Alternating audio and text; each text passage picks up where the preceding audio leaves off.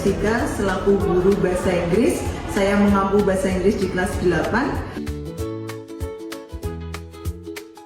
Untuk implementasi terkait dengan pengetahuan zoonosis, di sini saya telah mengimplementasikan zoonosis yang mengangkat tema rabies. Saya mengintegrasikan dengan topik yaitu teks prosedur. Di sini untuk kegiatan yang sudah saya lakukan dengan peserta didik pada awal mulanya, saya mengajukan beberapa pertanyaan pemantik dengan menampilkan gambar yaitu terkait dengan hewan yang biasa peserta didik temui di lingkungan sekitar. Ada anjing, kemudian kucing. Di situ saya mengajukan beberapa pertanyaan, apakah peserta didik bisa mengenali hewan tersebut mana yang terlihat sakit dan terlihat sehat.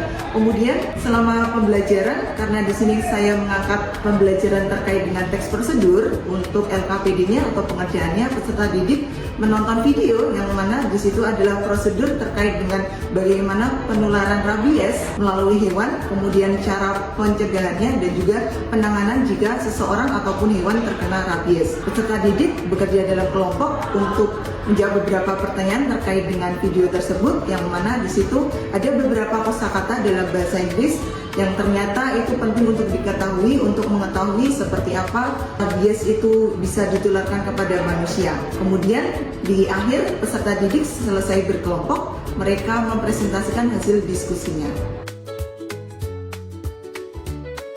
Terdapat beberapa ketercapaian pembelajaran. Yang pertama, peserta didik mampu mengidentifikasi informasi spesifik terkait dengan video penularan rabies, penanganan dan juga pencegahan. Yang kedua, peserta didik mampu mengembangkan cerita menjadi sebuah teks prosedur sederhana terkait dengan penularan rabies, penanganan dan juga pencegahan.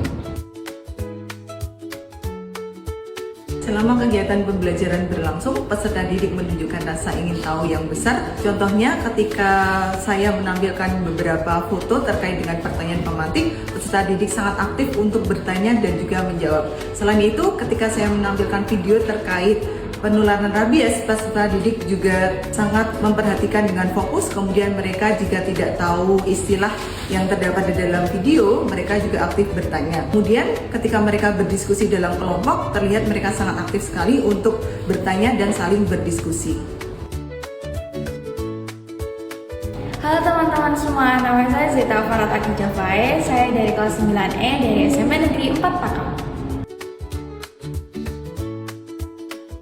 Jadi saya dapat pelajaran zoonosis itu di pelajaran BK dan bahasa Jawa. Di sana saya dikenalkan oleh penyakit-penyakit yang ditularkan dari hewan ke manusia atau hewan ke hewan. Nah, yang saya dapatkan dari pembelajaran tersebut adalah saya jadi mengetahui apa saja penyakit yang sedang marak di daerah kami dan juga cara pencegahan serta cara mengatasi dan juga apa-apa saja yang bisa ditularkan dan dari mana saja. Jadi apa yang pengen saya ketahui lebih lanjut adalah gimana sih cara mereka kok bisa tiba-tiba ada gitu penyakitnya, terus habis itu cara penyebarannya, terus daerah di mana sih yang paling rawan sama penyakit ini, dan juga asal usulnya dari mana. Harapan saya agar lingkungan SMP Negeri 4 Pakem bersih dari penyakit zoonosis dan semoga pencegahan dari penyakit tersebut bisa diterapkan di kehidupan sehari-hari.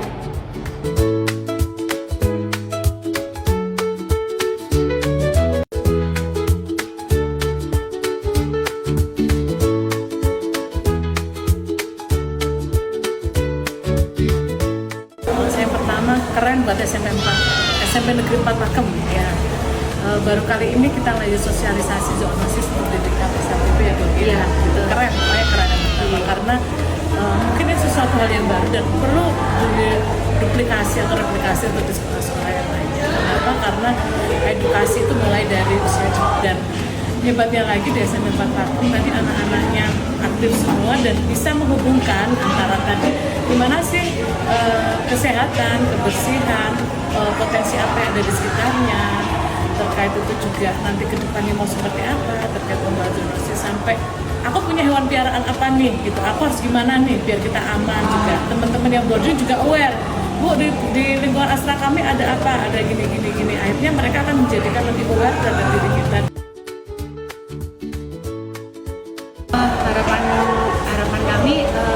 anak-anak lebih peduli. Oh ternyata ada ya penyakit zoonosis, penyakit yang menular dari hewan ke manusia. Jadi biar anak mulai berperilaku bersih, berperilaku untuk mungkin PHBS ya, perilaku hidup bersih dan sehat.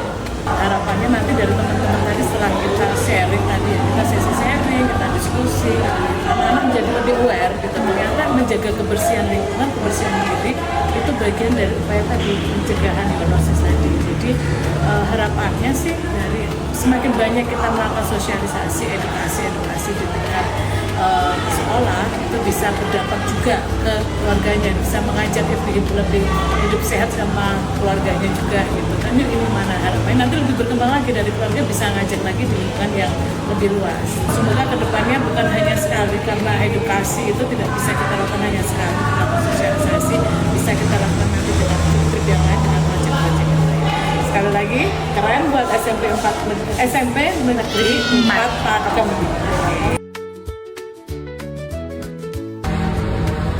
Izin, nama saya Muhammad Zidni Adnan Ashari, salah satu orang tua dari siswa-siswi SMP Negeri 4 Pak.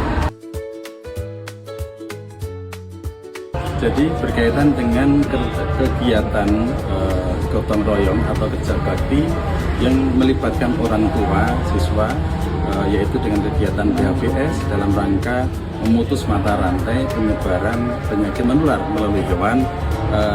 Menurut kami itu adalah program sekolah yang sangat baik dan sangat positif, karena memang untuk menciptakan situasi sekolah lingkungan yang sehat bersih, yang kemudian siswa bisa belajar lebih baik lagi.